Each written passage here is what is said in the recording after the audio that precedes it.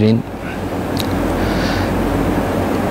इंसानी ज़िंदगी में कुछ एहसासात ऐसे होते हैं जो बहुत कीमती होते हैं।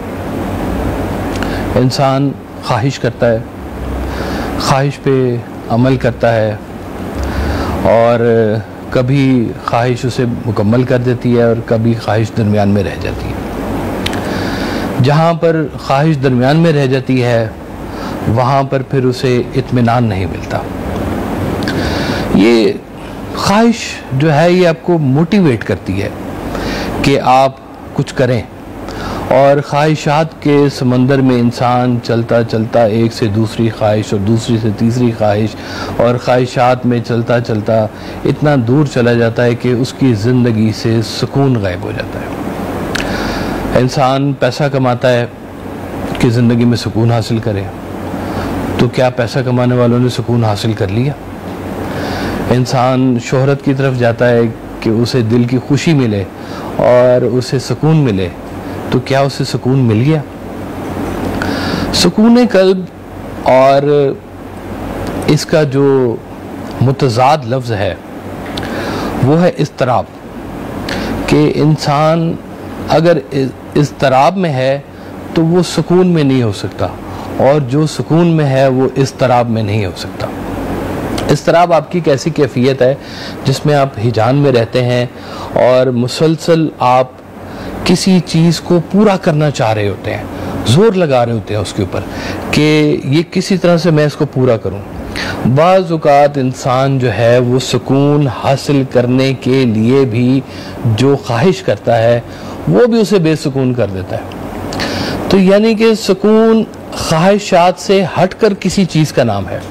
सरकार हज़रत वासिफ़ अली वासिफ़ रहमतुल्लाह अलैह फरमाते हैं कि सुकून हासिल करने की ख्वाहिश छोड़ दो, बल्कि लोगों को सुकून देना शुरू करो। जो सुकून देने की तरफ चलना शुरू हो जाते हैं इंसान, उनकी ज़िंदगी में सुकून जो है ना वो हासिल हो जाना शुरू हो जाता है।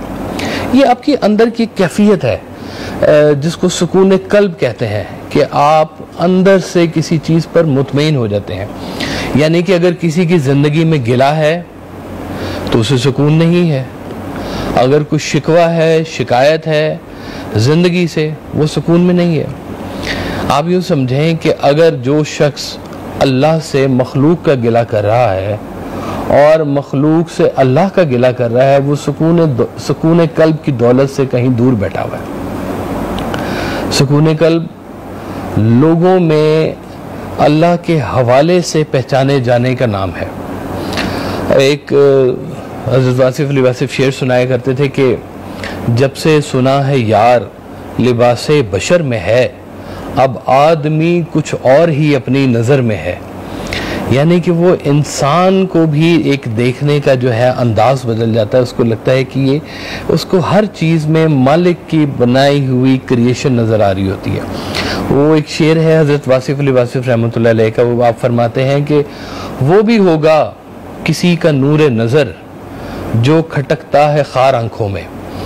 यानी कि अल्लाह ताला ने उसको भी बनाया है कि जो आपको नापसंदीदा है, और हो सकता है वो किसी और का पसंदीदा हो।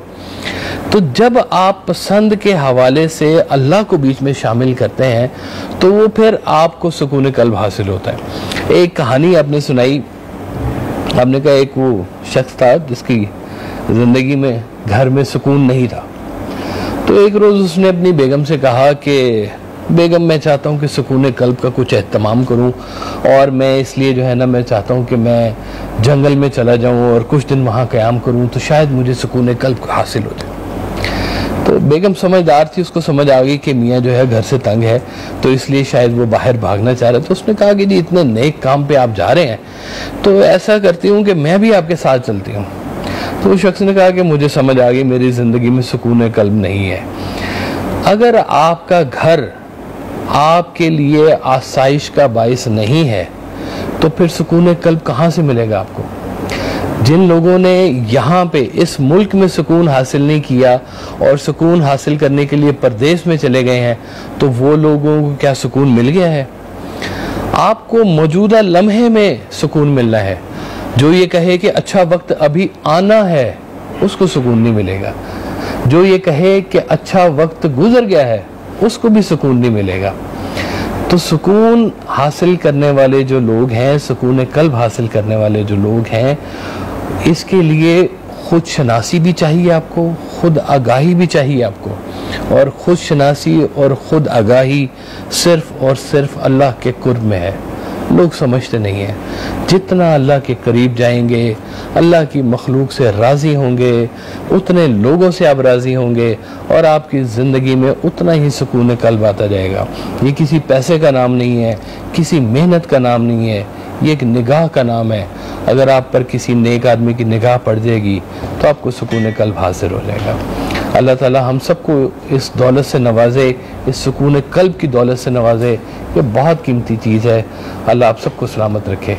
अस्सलाम वालेकुम।